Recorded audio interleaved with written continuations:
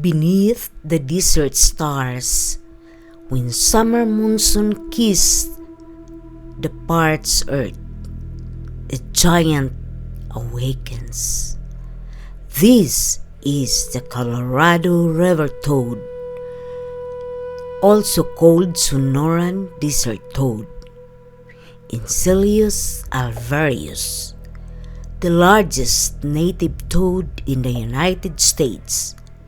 For thousands of years, it has been the desert's most mysterious voice.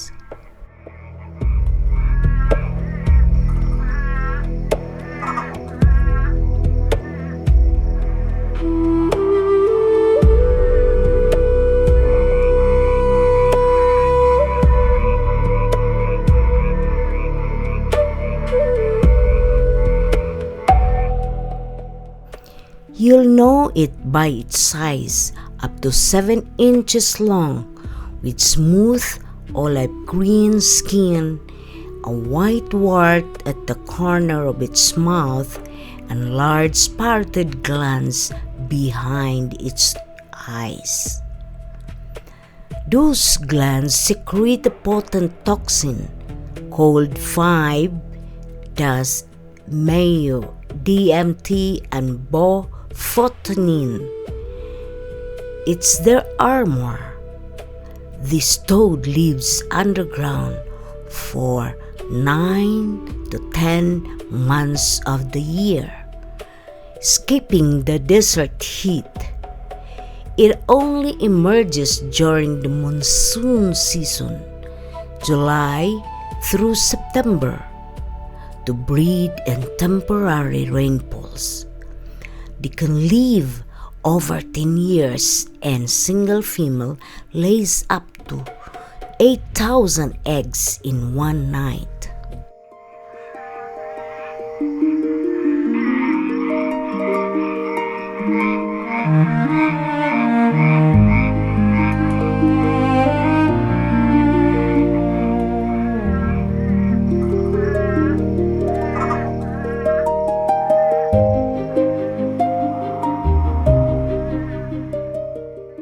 So friend or foe? The answer is respect from a distance.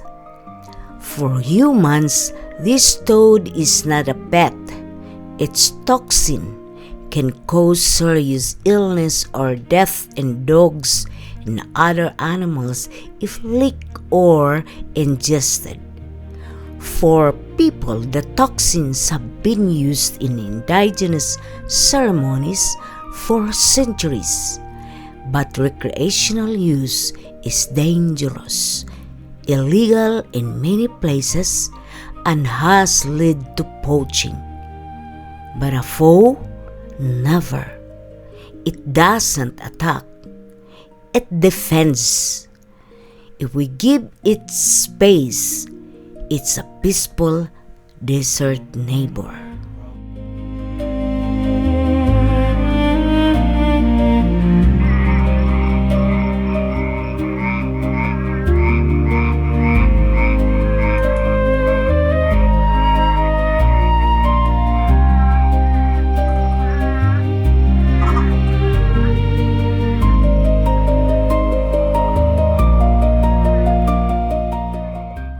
Here's the most important point. This toad is a keystone predator of the desert night. When it emerges, it eats thousands of insects, scorpions, and small rodents each season. It controls population of pests that would otherwise explode after the rains. Its tadpoles also feed on algae, keeping breeding pools clean. Without this toad, the desert delicate monsoon balance tilts.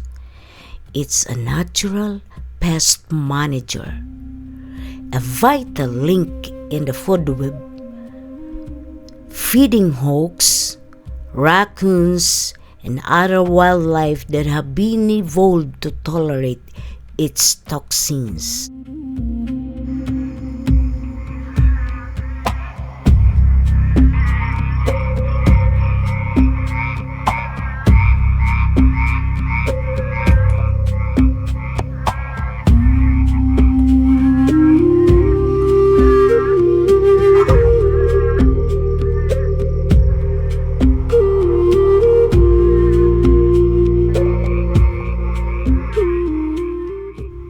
How do we help it survive?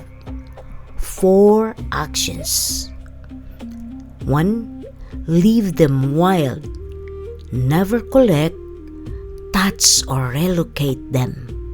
Their skin absorbs everything. 2. Protect water. Preserve natural desert washes and monsoon pools. Don't drain or pollute breeding sites. 3. Drive carefully. Summer nights are cruising nights. Slow down on desert roads during monsoon season. 4. Keep pets safe. Train dogs to leave toads alone. If a pet makes contact, rinse their mouth with water and call a vet immediately.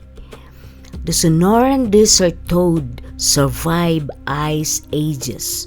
With respect, it will outlive us. We just have to let the desert stay wild.